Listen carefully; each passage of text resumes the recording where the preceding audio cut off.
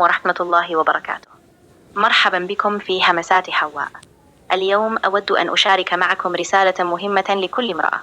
سيدتي، لا تقارني نفسك بأخرى حتى لا تتعبين، فالمقارنة أمر مرهق، وكل امرأة لها خصوصياتها وحياتها.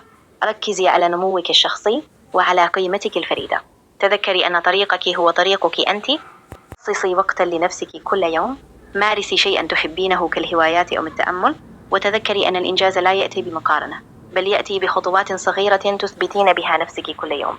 أنت كفاية بنفسك، وكل خطوة تخطينها هي نجاح بحد ذاتها. أقول لها: يا سيدتي، أريدك أن تكوني أنت نفسك، ولا تكوني شيئا أو امرأة أخرى. حاولي أن تظهري خصوصيتك أنت في بيتك، مع زوجك، مع أولادك، فكل لحظة تخصك أنت وحدك، وهي مصدر قوتك. هي رحلتك الخاصة.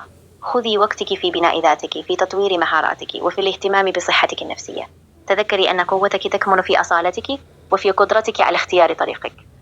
أنت بالفعل تستحقين كل التقدير، وكل خطوة صغيرة تقومين بها تقربك من أفضل نسخة من نفسك. مع همسات حواء، أتمنى لكم يوما مليئا بالثقة والرضا، ودائما تذكري أنك مميزة كما أنت.